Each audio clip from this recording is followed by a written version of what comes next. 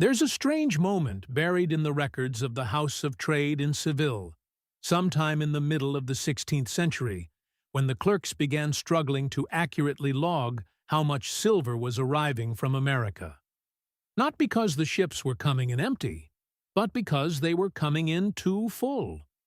The metal was flowing in at volumes the record-keeping systems had never been built to handle.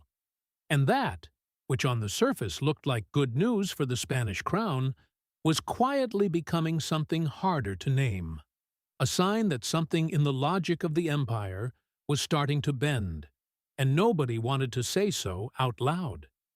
That's the story worth telling.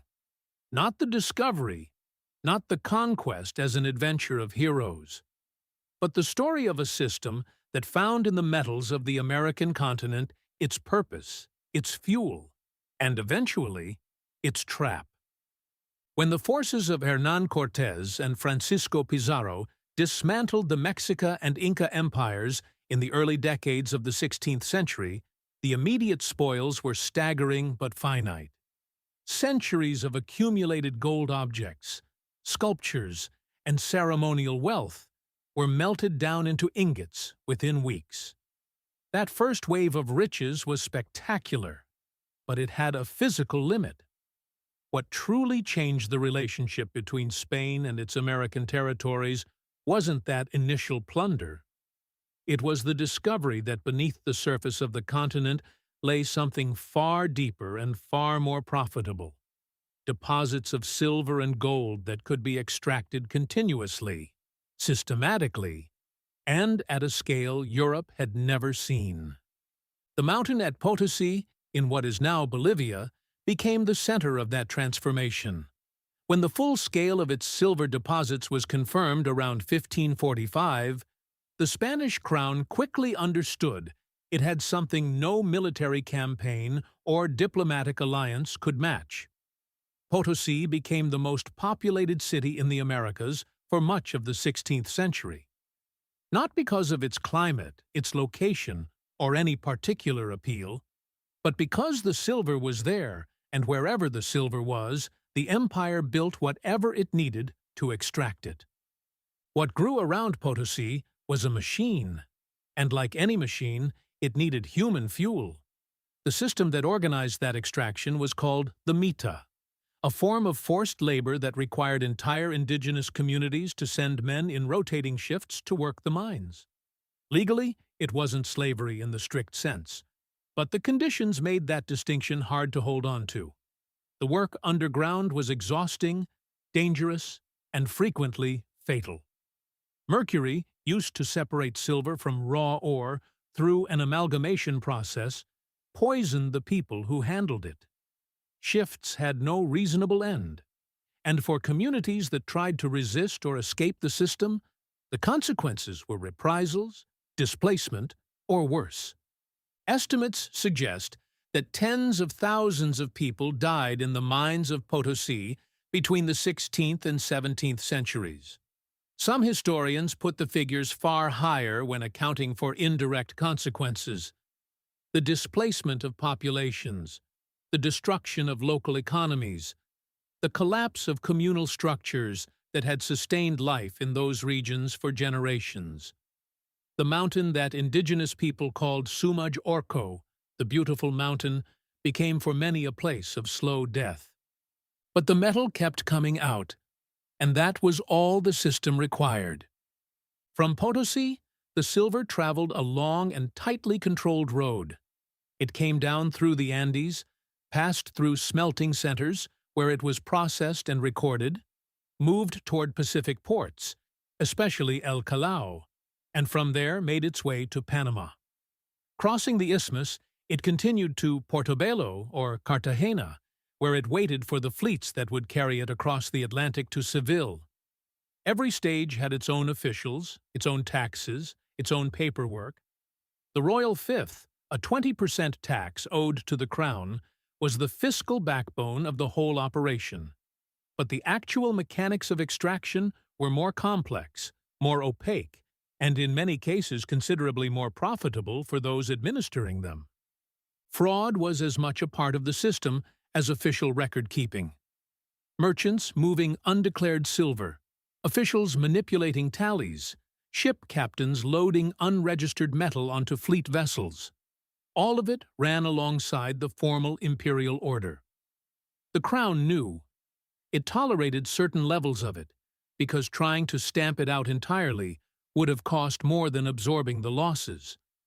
Corruption wasn't a failure of the system. It was one of its operating conditions. When that silver reached Seville, and then spread through European financial networks, it should have been the foundation of lasting prosperity. What actually happened was something different. The surge of precious metals into Europe, driven largely by the mass arrival of American silver, produced an inflationary process that 20th-century economists would later call the price revolution.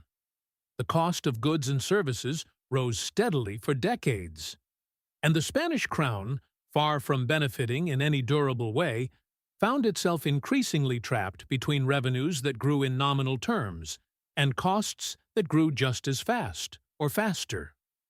Beyond that, the American metals didn't flow directly into Spain's productive economy. A significant portion was transferred almost immediately to German, Genoese, and Flemish bankers who had financed the crown's military campaigns and accumulated debts. Spain became, in a real sense, a conduit between the American mines and the financial systems of Northern Europe.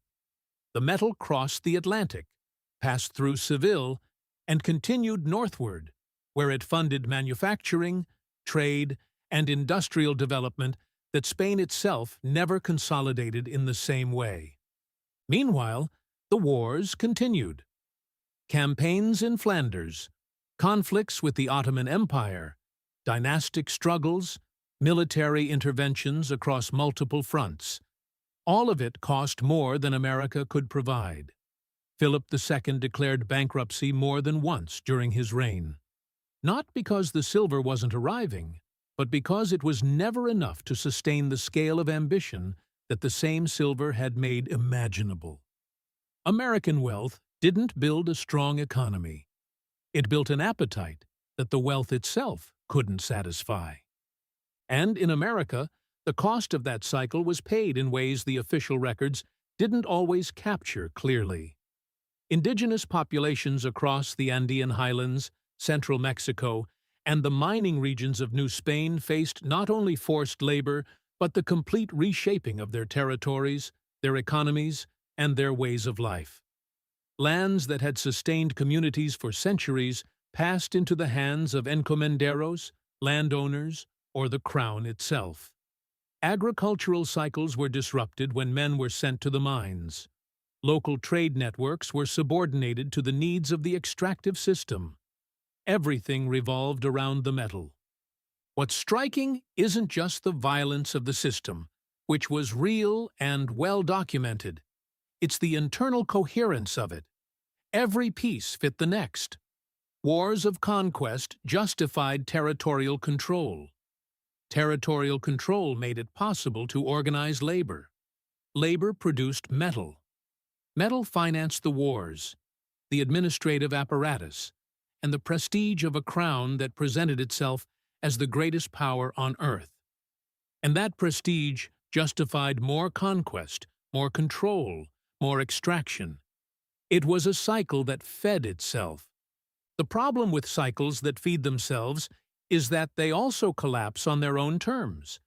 As the most accessible deposits ran thin, as indigenous populations declined from disease, labor, and war, as the cost of maintaining the system grew and real revenues began to fall, the model started showing its cracks. Not suddenly, not in any single dramatic moment, but in the slow and cumulative way that structures crumble when they rely too heavily on a single source of energy. What remained wasn't just a story of wealth and power, it was also the blueprint for a relationship. Latin America as a space conceived primarily to produce resources that would be used somewhere else. Territories with their own names, languages, and cultures reduced in imperial logic to the role of suppliers. That logic didn't disappear when the empire weakened. It shifted shape, found new forms, new actors, new justifications. The gold and silver that left Potosi and the mines of New Spain didn't only finance 16th century wars. They also set a pattern for how the continent would be imagined, administered, and extracted from. And that shadow doesn't end in a Seville archive full of numbers too large to record.